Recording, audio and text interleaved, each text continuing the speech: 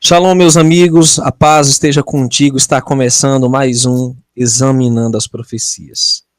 Nós vamos pedir a bênção do Eterno, porque não está fácil hoje aqui a nossa conexão, nosso computador, nada está ajudando, mas vamos com a fé no Eterno que nós vamos conseguir. Vamos orar.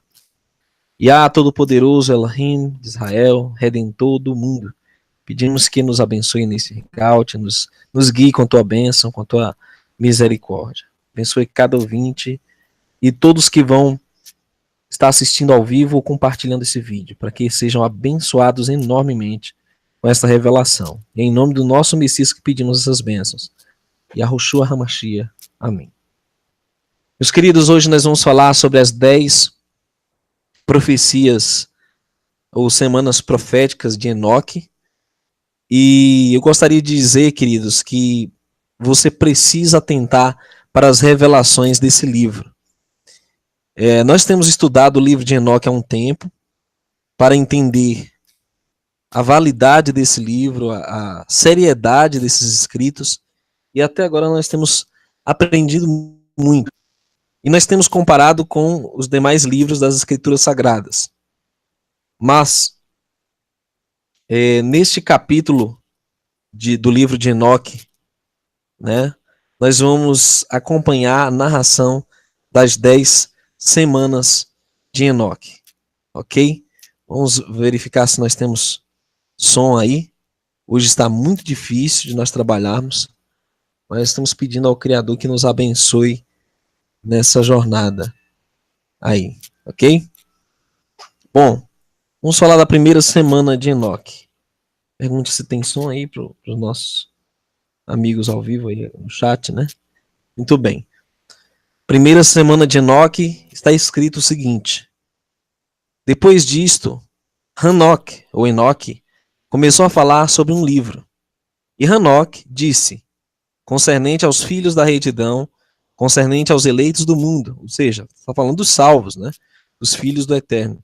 E concernente à semente da retidão e integridade. Uma coisa muito importante, querido, você precisa ser sábio e precisa ser espiritual para entender as verdades reveladas do Criador. Se você for imprudente ou uma virgem tola, como diz a parábola, você não vai entender nada com nada. As 10 semanas de Enoque foram escritas para os filhos da retidão, para os eleitos, para aqueles que estão interessados na retidão, na justiça e na integridade. Enoque estava direcionando esse recado aos que, naquela época, ainda eram leais ao Eterno. E hoje não é diferente. Muito bem, no verso 13 diz, concernente a estas coisas eu falei, e estas coisas explicarei a ti, meu filho. E que sou Enoque, ou Enoque, em consequência daquilo que me foi mostrado, de minha visão eterna e da voz dos santos anjos, eu tenho adquirido conhecimento, e da mesa do céu eu adquiri entendimento. Enoque então começou a falar de um livro e disse, eu nasci, o 7º na primeira semana, enquanto julgamento e retidão esperavam com paciência.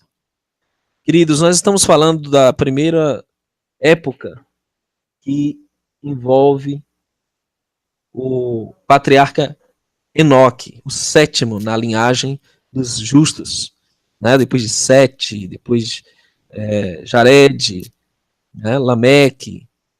Então, nós estamos falando desses justos que marcaram o primeiro período da história da Terra.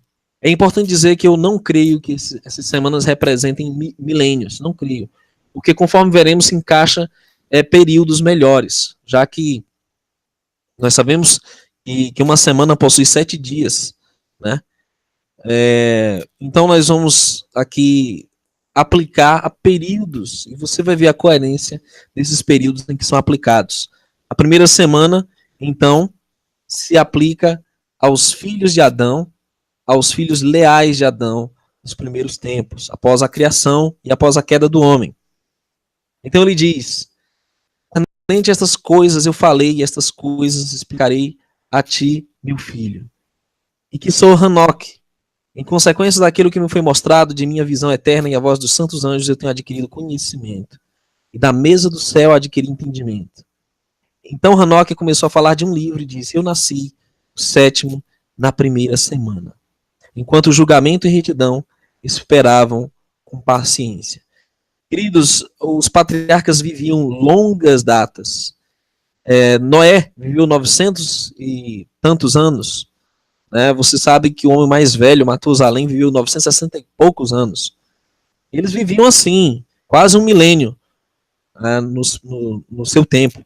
Então, eles esperavam pacientemente na sua existência o juízo. Então, Enoque começa a descrever o que ocorreria na segunda semana profética. Ele diz: "Mas depois de mim, na segunda semana, grande iniquidade se levantou, e fraude espalhou-se. Naquela semana, o fim do primeiro acontecerá, na qual a humanidade será salva." Hanoque está falando aqui, queridos, do dilúvio que viria naquela época. Eu quero que você acompanhe nesse próximo sábado. Nós vamos falar sobre como era o mundo antediluviano. Nós vamos falar de Atlântida, nós vamos falar das cidades mitológicas, né? Que haviam no norte, que haviam no Egito, que haviam nas Américas, né? E hoje existem resquícios ainda, e muitos não sabem, não são de civilizações pós-dilúvio, são antes do dilúvio. Nós vamos falar sobre o fascínio que essa história, que foi praticamente encoberta, nos proporciona ao estudarmos o livro de Enoque, ok? Nesse sábado, não perca. Mas bem, mas quando o primeiro é completado, iniquidade crescerá, e durante a segunda semana ele executará o decreto sobre os pecadores. Então, por causa da maldade dos gigantes, dos filhos dos anjos caídos, né, os Nephilim, das criaturas que surgiram, híbridos, misturados animais e humanos, e toda sorte de titãs e deuses da mitologia, como eles são conhecidos hoje. Então, por causa de tudo isso que o Criador não fez, o juízo seria colocado sobre a terra e também sobre a raça humana, que havia se corrompido juntamente com esses seres que o Criador não fez. Então, o dilúvio, na segunda semana, no fim da segunda semana, marcaria esse período aí que era dos gigantes, dos anjos caídos e da humanidade corrompida, né? E haviam monstros, e haviam animais também, fruto dessa mistura de genes e de raças, ok? E era um mundo bem violento, né? O livro de Gigantes narra uma guerra que durou 500 anos, então é uma coisa impressionante o que era esse mundo antediluviano, o qual falaremos no próximo sábado. Pois bem, na terceira semana, Enoque narra algo muito importante que surgiria. Ele diz: na terceira semana, durante sua conclusão, o homem da planta dos justos, julgamentos será selecionado. E depois dele, a planta da retidão virá para sempre. Nós podemos atribuir aqui essa terceira semana ao surgimento de Abraão, ou Abraham. Ele foi o início dessa planta, né? Posteriormente, da sua descendência veio Davi, o rei Davi. Mas, em primeiro lugar, Abraão, o pai da emuná, da fé. O nascimento dele representa realmente aí essa terceira etapa das 10 semanas proféticas de Enoque. Eu coloquei a foto de Davi aqui, mas na verdade se aplica a Abraão, ok? E ele diz: subsequentemente, na quarta semana, durante sua conclusão, a visão dos santos e dos justos será vista. A ordem de geração após geração tomará lugar. uma habitação será feita para eles. Então, depois de Abraham, veio seu filho Isaac. O Isaac, como é conhecido, e veio seu filho Jacó. De Jacó surgem seus rebentos, 12 tribos de Israel, as quais foram oprimidos inicialmente no Egito, depois foram libertos para habitar na terra prometida, a terra de Canaã, ou Canaã. E aí você vê o estabelecimento deles profetizado na quarta semana de Enoque. Uma coisa curiosa, Enoque escreveu essas profecias, queridos, mais ou menos 3 mil anos antes de tudo isso acontecer, e, digamos, vamos colocar 6 mil anos antes do cumprimento de todas elas. E isso é fascinante, porque frequentemente Enoque é mencionado no livro de Judas, no livro de Hebreus, ele é mencionado em 2 Pedro, e o mais importante que eu acho, considerar, ele é mencionado pelo próprio Messias nos evangelhos, né? No quesito lá, quando fala da questão dos anjos, né? Como são os anjos no céu, Mateus 19. Então é impressionante como se adequa a revelação escritural, se aplica também a esses eventos históricos que se cumpriram na íntegra, né? Primeiro Abraão, sua semente suscita Davi e então eles se estabelecem em Jerusalém, na Canaã, no Oriente Médio, né? Vamos falar da quinta semana? Depois, no final da quinta semana, uma casa de glória e poder será edificada para a eternidade. É muito interessante essa parte, porque está se tratando de uma promessa eterna.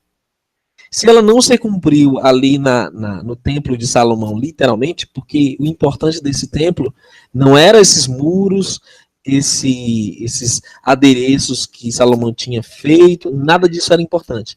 Mas o tabernáculo que ele abrigava.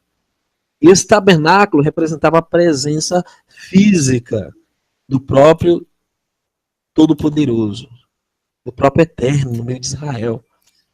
E esta presença, queridos, promete estar com seus filhos para sempre, toda a eternidade. E essa casa que foi construída marca a quinta semana, né, mais ou menos 700 anos antes do Messias, você tem essa promessa sendo cumprida. Uma casa foi edificada, chamado Templo de Salomão, posteriormente foi destruído, né, o Ageu trabalhou para reedificar o segundo templo, Herodes o reformou e o batizou de Templo de Herodes. Mas eu repito, a profecia se aplicava ao conteúdo desse lugar. A santidade que foi escolhida para ser o centro do universo. O governo. Então vamos lá. Na sexta semana, nós temos a profecia messiânica.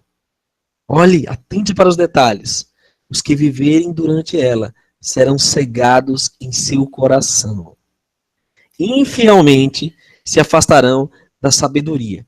Uma coisa importante que nós temos que considerar que essas profecias giram em torno de Israel, do seu povo, da sua cidade e da aliança que o Eterno fez com esse povo. Então, os sábios entendem isso, agora os ímpios não entendem. Os ímpios não compreendem a aliança eterna, os ímpios não compreendem a profundidade das promessas, né, a legitimidade dessa aliança. E aqui diz que aqueles que viverem ou vivessem durante aquela época seriam cegados em seu coração e infielmente se afastariam da sabedoria. Olha, quem foi cegado no seu coração para não enxergar o Messias? Quem foi cegado para não compreender o tempo da sua visitação? Quem foi cegado para não enxergar o reino do Altíssimo se aproximando da terra? Quem foi cegado? Lógico, o povo Yahudim, o povo judeu, a casa de Yahudá. Eles não conseguiram enxergar a obra do Mashiach, que haveria de entregar sua vida para redimir seus pecados. Ele deveria ser o servo sofredor e queria cumprir Yeshayahu, ou Isaías, né, como nós conhecemos. Isaías 53, como aquele que seria o servo sofredor. Queria entregar sua vida pela redenção de muitos. E isso é muito importante, queridos. Infelizmente, eles seriam cegados. Isso é profético. Enoque advertiu aquele povo. E eles se afastariam da sabedoria. Ora, quem é a sabedoria do Altíssimo manifesta? Quem é a palavra? É o próprio Messias. E eles se afastariam dessa sabedoria. Então Enoque profetizou que um homem subiria ao céu no final desta semana. A casa de dominação será consumida pelo fogo. Olha, está muito clara a profecia. Realmente se aplica ao Messias e ao Yeshua, em que ele seria assunto, ou seja, ele subiria ao céu, né, no final desta semana, da sexta semana, após ressuscitar. E isso ocorre no ano 31 da nossa era, em que ele foi crucificado, ou melhor, foi pregado no madeiro, né, na estaca, e então ressuscita e sobe ao céu, como foi profetizado por Davi, o Davi, no Salmos capítulo 24, né? Nos primeiros salmos, ele relata também essa morte e a ascensão do Mashiach. E então a profecia diz que a casa de dominação será consumida pelo fogo e será dispersado toda a linhagem da raiz escolhida. Olha que coisa interessante. A casa seria destruída. Que casa é essa? O templo. Seria destruído pelos romanos no ano 70, como foi destruído, né? Pelo general Tito. Foi queimado até o pó, até o chão. E toda a linhagem da raiz escolhida dispersa. Sim, queridos, foi no ano 70 que os judeus se dispersaram pelo mundo e os israelitas, né, como um todo, ainda mais se dispersaram. Porque houve a primeira diáspora, né, houve a primeira diáspora assíria, babilônica, persa, grega, e então aí essa segunda diáspora dos judeus, em particular, que rejeitaram o Messias, se dispersaram pelo mundo, foram para Alexandria no Egito, fugiram para a China, fugiram para a Índia, para a Europa. E aí essa dispersão se cumpre. Tempos proféticos, tudo alinhado com o povo de Israel, tudo relacionado a essa terra prometida. Então chegamos na 7ª semana, onde profetiza o surgimento de uma geração perversa. Olha que interessante. Diz, logo na 7ª semana surgirá uma geração perversa. Numerosas serão suas obras, mas todas estarão no erro. E no final desta semana serão escolhidos os eleitos como testemunhas da verdade e da planta de justiça eterna. Observe. Essa geração que surgiria perversa são os chamados cristãos romanos. É uma geração perversa que surgiu. E outras gerações perversas na linha dessa, como o Império Otomano, né, a religião do Islã, surgiram praticando mais obras, perseguindo o povo de Israel. E diz a profecia de Enoque, profetizando aqui logo na Idade Média, né? Estamos falando aqui da Inquisição, estamos falando aqui do Império Otomano, né? A formação, a invasão de Jerusalém. Nós estamos falando aqui da perseguição aos judeus na Europa, principalmente a Inquisição Espanhola. Posteriormente, a Inquisição veio para o Brasil, né, para os lugares recém-descobertos, que abrigavam esses judeus foragidos, né, perseguidos por causa de sua fé. E no mundo oriental, lá, o Islã perseguindo esse povo todo. Né? É muito interessante. E a profecia diz que no final desta semana serão escolhidos os eleitos como testemunhas da verdade e da planta de justiça eterna. Olha que coisa linda. Que no final dessa perseguição, os eleitos verdadeiros do Pai, os fiéis, seriam escolhidos ou eleitos para testemunhar da verdade e seriam uma planta de justiça eterna, ou seja, eles vão fazer parte do reino do Mashiach. Coisa linda. E lhes será dado sabedoria e conhecimento por setuplicado. Veja, quando o Eterno concede a verdade dele, ele não concede meias verdades, ou verdades misturadas. Ele tem que restaurar toda essa verdade.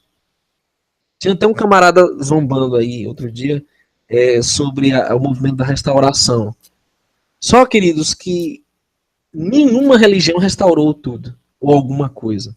Todas elas reformaram, fizeram um ajeitado aqui, uma gambiarra ali, mas a restauração plena, ela está se dando nesse momento. Nós estamos redescobrindo o universo, estamos redescobrindo o verdadeiro entendimento profético, porque, infelizmente, as escolas de teologia não revelam a verdade profética. Você tem que descobrir por si próprio, estudando livros como o livro de Enoque, reestudando os profetas do chamado Antigo Testamento, à luz da Torá, né? A lei e os profetas. Por isso que Enoque diz, ó, esse pessoal aí que vai restaurar a verdade vai ter conhecimento 7 vezes mais. Perfeito. Para eles executar o juízo, arrancarão da raiz as causas da violência e nela a obra da falsidade. Então, o Mashiach vai vir para arrancar a obra da falsidade e a raiz dessas causas de violência. O Mashiach vem destronar o sistema religioso pseudo-cristão, né, que não é cristão, é pagão, ou pseudo-evangélico, que não é evangélico, na verdade é maçônico. Veja aí a cruz templária, a cruz de Malta, né? Veja a cruz vermelha que a Inglaterra usa até hoje na bandeira, né? Veja a ordem maçônica com seus líderes religiosos, seus pastores representados. Então o Mashiach vem desmascarar tudo isso na sua vinda. Aleluia. Na 8ª semana apocalíptica, Enoque profetiza: depois disso virá a 8ª semana, a da justiça, na qual se entregará uma espada a todos os justos, para que julguem justamente aos opressores, que serão entregues em suas mãos.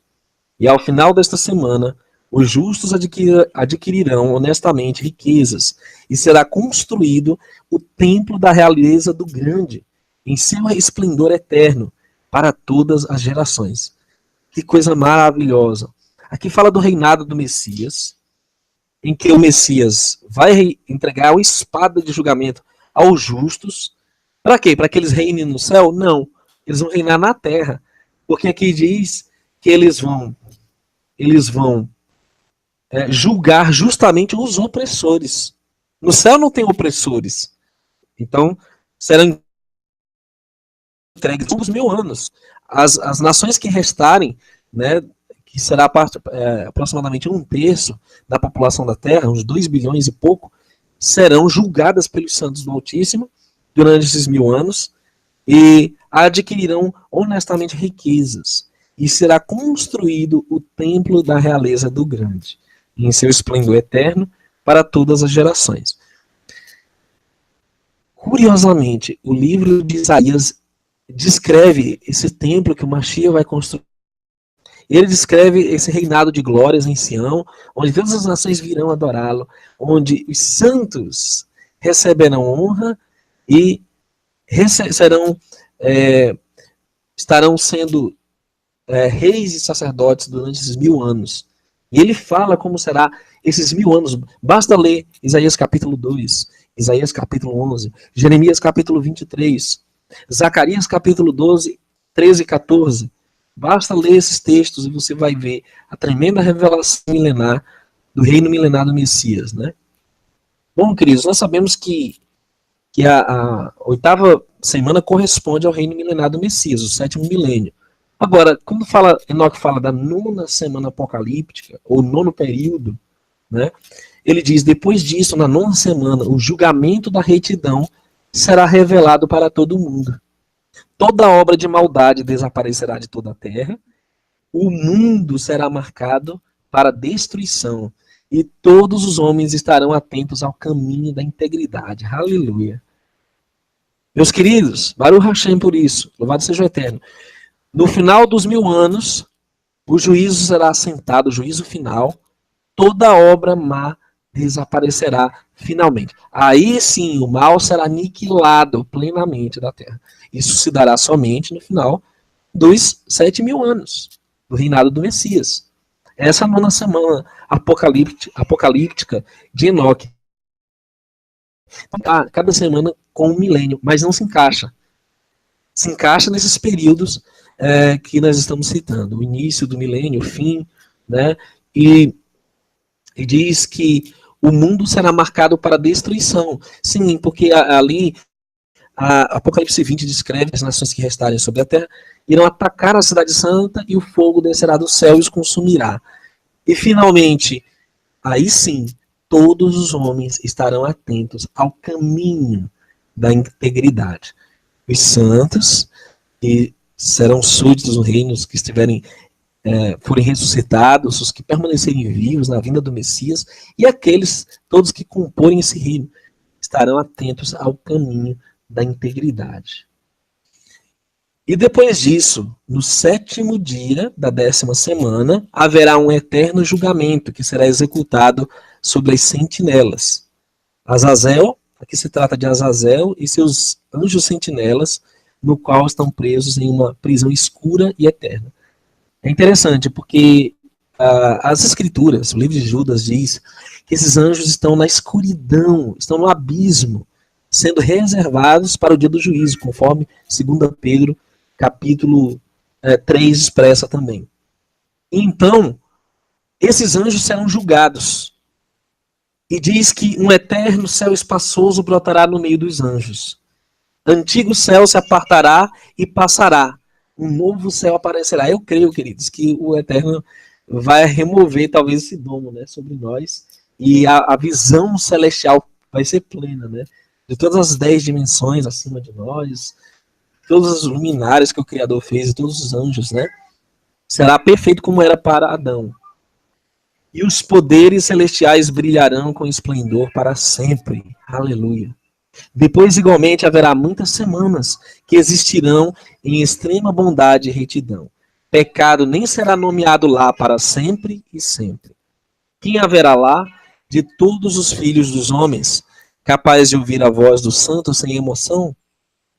Ou quem haverá capaz de pensar seus próprios pensamentos? Quem será capaz de contemplar toda a obra do céu? Quem será capaz de compreender os feitos do céu? Ele poderá ver sua animação, mas não seu espírito.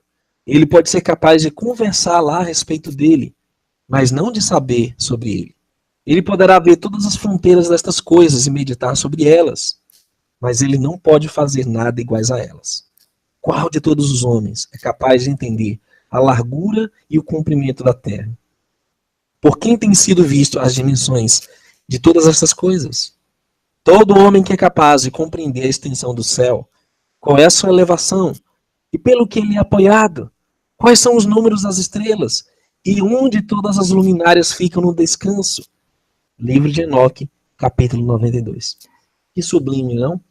Revelações eternas. Meu querido, você quer conhecer realmente a verdade? Você quer sair do sistema religioso? Você quer deixar de lado os profetas, os falsos profetas, as profetadas efêmeras e lúgubres, né? Que esses homens fazem a respeito dos céus, as dimensões acima, sobre o juízo eterno, sobre as profecias que vão ocorrer. Você precisa se aprofundar nas escrituras.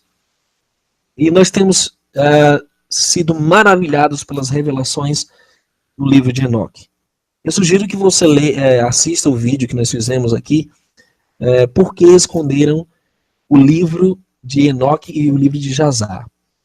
Depois, acompanhem com paciência o livro As 10 Dimensões do Universo, ou melhor, o vídeo que nós fizemos aqui, As 10 Dimensões do Universo.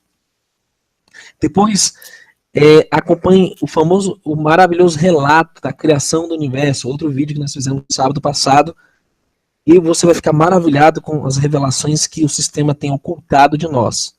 Homens perversos que tentaram esconder o livro de Enoque, tiraram do cânon original em que os discípulos mantinham esse livro, eles tiraram, e nós temos apenas o apoio da comparação com as escrituras, né, que confirma a veracidade desse livro, e temos também o embasamento histórico, né, como a descoberta do Mar Morto, que comprova, né, essa verdade, esse livro preservado junto com outros manuscritos, né, ou pelo menos parte dele, como foi encontrado.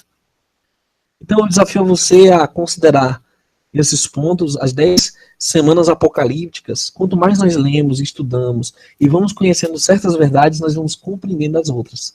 É muito importante isso, essa evolução de entendimento. Porque se você nega uma verdade, você não pode avançar para uma outra verdade. Impossível. Se você nega a Torá, você não pode ler os profetas e compreender o que eles estão falando. Se você nega a Torá e os profetas, você não vai entender o verdadeiro Messias e os evangelhos, né? A revelação também dos seus discípulos. Então, esse grau de evolução, ele é fundamental para que nós possamos compreender toda a verdade. Nós queremos agradecer aos nossos queridos irmãos que nos apoiam. Nosso querido irmão que mandou um superchat aí, agradeço de coração. Rafael. E a todos os irmãos que estão nos acompanhando. Obrigado também, Lucas Marques, que o Eterno te abençoe.